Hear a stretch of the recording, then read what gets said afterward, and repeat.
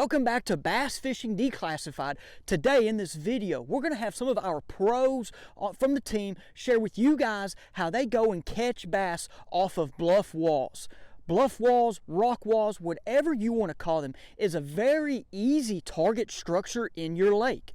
Now with that though, there's some extra tips that these guys have learned that they're going to share with you today so you can go out, give them a shot, and help you put more fish in the boat. Hey, stay tuned, you're not going to want to miss it. Hey guys, Kyle Cordiani here with Bass Fishing Declassified. Listen, I love to fish bluffs, and I'm going to take a couple minutes and tell you how I fish bluffs. You can catch fish on bluffs all year long. And one of the reasons why fish love bluffs so much is because if you have a reservoir or lake or anything that has changing conditions, whether it's water level, barometric pressure, bait moving up and down the water column, a bluff offers a fish the ability to adapt to those changes quickly without having to travel very far. You've got a steep bluff wall. You might have depths from 0 all the way down to 70 or 80 feet. As that lake goes up and down, those fish don't have to move very far to get back to where they feel comfortable. So bluffs are always something I like to target. I like to target the transitions leading into the bluffs. Before I dig into the 1-2 punch I got back here for fishing bluffs, there's a couple different things that bluffs offer under the water that you may not know is there, and you might have to fish or look at with forward-facing sonar or side scan.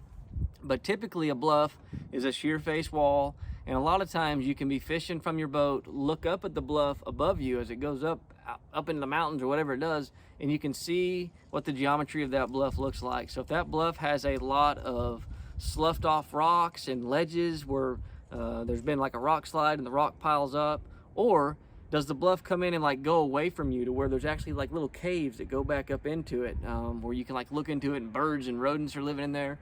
Whatever you're seeing on the bank or with your eyes, there's a good chance that's what it looks like under the water. Now, getting into the baits I like to choose. I keep it simple. I got 2 things I like to fish bluff walls with. There may be a few other ways to do it, but my 2 favorite are swim baits. I'm either gonna fish an individual swim bait, or I'm gonna fish a pile of swim baits on an Alabama rig, particularly the Umbrella, the Flash Mob Junior with the blades. That's the best Alabama rig there is out there. So, but the individual swim bait. So when I'm throwing this at a bluff wall, I am throwing it as close to the wall as I can, and I'm letting it sink. I'm letting it free line, and I'm trying to let that bait sink all the way down to the bottom if I can. So again, if I'm looking up at the bluff wall and above me and I see that there's like some rock slides and stuff, so I've got a bluff that's got shelves. So a lot of times I've got a bluff that falls 10 to 12 foot, and then there'll be just a little shelf where there's just a bunch of pile of rubbled rock from an old rock slide where the bluff's sloughed away. And a lot of times that's the first thing I'm going to key on a bluff wall is where's that first ledge. And those fish are going to be sitting right along that, maybe on the outside edge of that, but I'm going to let that swim bait sink all the way to the bottom until I hit the bottom on that ledge. And there may not be a ledge there, but if there is, you got to fish it. And then I'm going to slow reel that swim bait and try to keep it as close to the bottom as I can. Sometimes these fish get higher up in the bluff.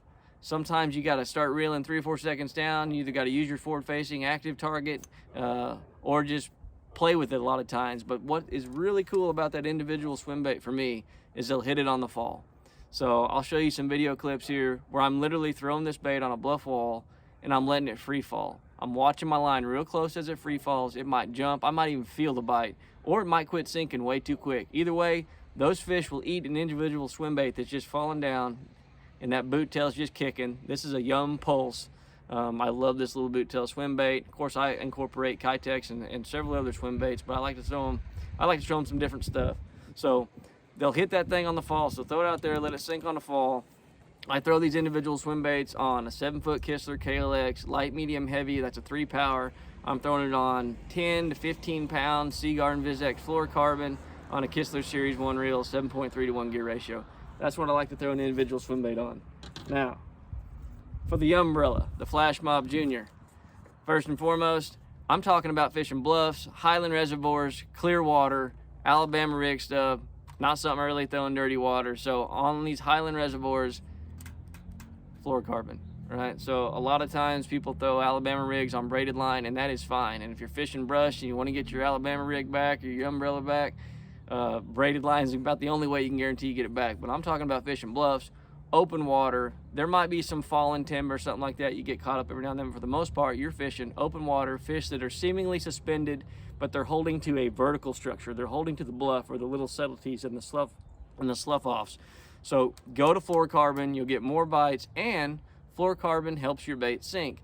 The last thing you want when you're fishing a umbrella or an Alabama rig of any sorts, you don't want your line creating drag and lifting the umbrella up in the air. So here's one with baits. If you've got a lot of drag on that, when it's coming through the water, it's gonna ride like this. This head's gonna be up here and the line's gonna be trying to pull it up. If you throw it out there and let it sink and you let that fluorocarbon get down, you got a lot better chance of your bait coming true through the water like that. The further the cast, the better that thing's gonna run true and flat, but fluorocarbon is gonna be the way to go for me.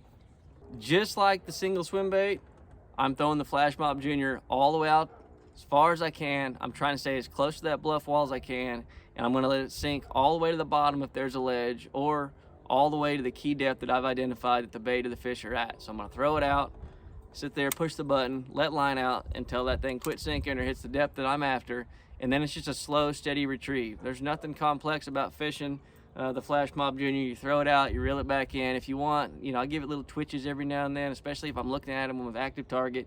You can play with that fish, see what they like.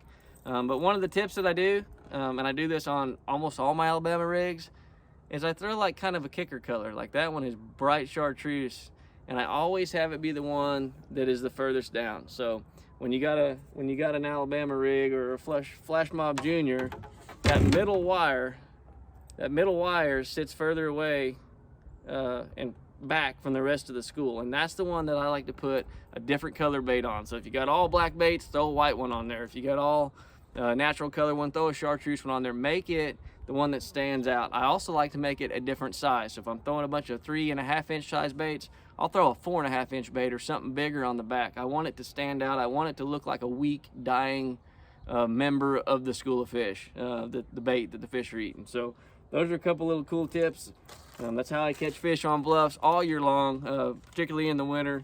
And then, you always got to get your bait sack. And guys, go check these out. We'll put the link in the description. It's a Tackle Warehouse. If you go to Tackle Warehouse, you get them for their price. But if you go to Cal Coast Fishing or Tackle Works by Cal Coast Fishing, you can use my coupon code and you can get 15% off. It's Cordiana 15. These things are like $10, but they hold A-rigs. This is the biggest one. They got a small, medium, and large, and they just clip right to your blank, and you ain't got to worry about your A-rig getting hung up on everything. So hope you guys like these tips. Good luck throwing your A-rigs and your little swim baits. Hey everybody, and welcome back to another edition of Bass Fishing Declassified. Today we're going to give you guys some good tips and advice on how to catch fish in the wintertime off of bluff banks and really steep banks. These are some of the prime structures in the wintertime, and I'm going to show you guys some things that's going to help you guys have some good cold water action. Really, for me, there's two primary considerations when you're fishing bluff banks. It's the water temperature and the water clarity.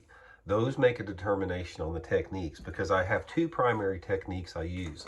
First of all, if the water clarity is over, say, 3.5 foot or so visibility, and the water temperatures are under 50 degrees, I'm going to be throwing a jerkbait like this Megabass 110+1, a little bit deeper lip here. This is going to be my primary lure in there, because if I have a bluff bank and I have water temperatures under 50 degrees and I have clear water, I'm looking for those fish to be suspended on that bluff. Now, they could be suspended anywhere from like 5 foot out from the bluff and 5 foot of water, or they might be suspended way out off the bluff, maybe over in 15, 20, 25 foot of water, especially if you have some type of submerged timber or some type of cover to hold them out there.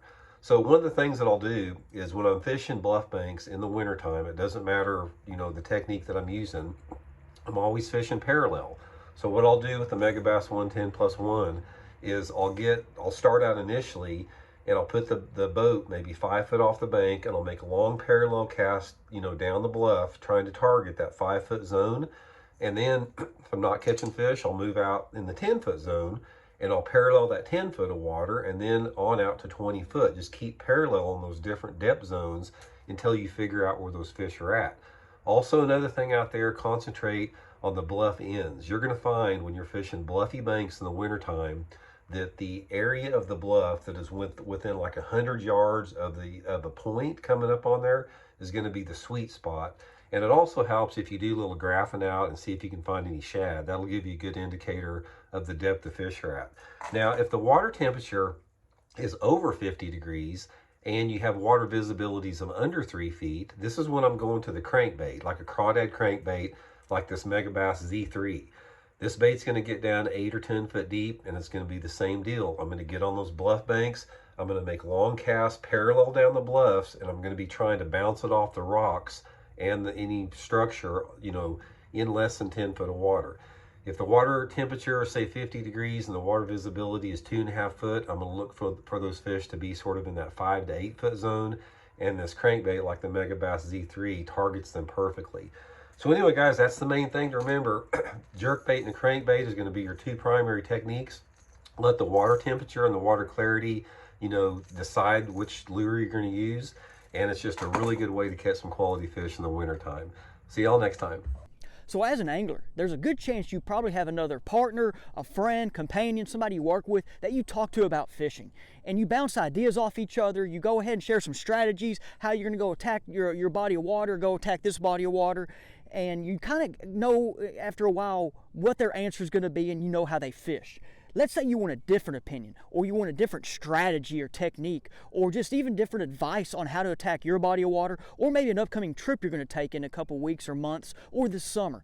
Hey, go to the Fish the Moment website and check out our virtual lessons tab. With the virtual lessons, you can pick one of the members from our Fish the Moment team and get a one-on-one Zoom Google Meet lesson. And our guys, what they do is when you pick your lake, and it could be your home lake, it could be a different lake you don't fish much, or like I said earlier, it could be a trip somewhere, and there's a good chance one of our team members has fished that body of water, and they're going to give you their advice and expertise on what they would do in the time that you want to go fish. So go ahead, give it a shot, and hey, when you go in and do the selection of who you would like to pick with and get your thoughts and opinions are, you're going to see some dates and some times. Let's say a good date or time doesn't work for you. Hey, just email us at info@fishthemoment.com. We'll work out a time so you can go ahead and get your appointment and go ahead and talk to one of our guys. Like I said, what we do is when we see the lake, we at least spend an hour of getting ready and getting all of our information and pictures ready to share with you guys. So like I said, hey, don't miss out on this opportunity. It's pretty unique. Now, hey, let's get back to the video. All right, everybody, so it's January, and one of my favorite techniques that just absolutely shines in January and February is this little sucker right here. All right, this is called, a lot of people call it the Demiki. I call it the Ned Miki. My buddy Joey Nania, he ended up kind of coining that term. But essentially what it is, you've got this small little jerkbait on here, on this jig head. This right here is the Z-Man Streaks 3.75 version. And then you've got this jig head, which is an awesome, awesome jig head for the Ned Miki. This is called the Finesse Eyes jig head from Z-Man. Really, really good jig head for this because it's got this great weighted bottom here that keeps it nice and balanced. And essentially what this bait does is it is a really lifelike presentation that for vertical fishing, there's not a whole lot of presentations that are any better. You know, a drop shot is kind of the traditional way of fishing vertically this time of year, especially around bluffs. But when you really want to get finessey and you want to get fish that have been pressured with a drop shot, the Ned Miki is a really, really good option. Essentially what I'm doing with this bait is when I'm sitting next to a bluff wall, I see bait on the screen, you know, you're using forward facing sonar, maybe you see the fish swim around. Essentially you're just going to drop this bait straight down to them, and you're going to, just hover it right above their noses, right above their heads. You don't want to bring it below them. You want it right above them or right in front of them, and you just give it no action hardly at all. You're not really shaking your rod tip. You could maybe do it just a little bit, but a lot of times what I'll do is lift the rod tip just a little bit and that's when they end up striking it. So if you have a fish that noses right up to it and they just don't seem interested, if you just lift it a little bit, a lot of times they'll go ahead and strike it. But essentially, you're just vertical fishing right by the trolling motor and just trying to get a bite from those fish that are suspended up off these bluff walls feeding on bait fish. So the rest of my rig that I like to use for this technique is the line is super important. So this is a really finessey technique. So I'm going to be using generally 6 or 8 pound test gold label fluorocarbon as my leader, and that's attached to 20 pound smackdown braid on the reel. And then I use spinning reel, spinning gear pretty much exclusively with the Ned Mickey.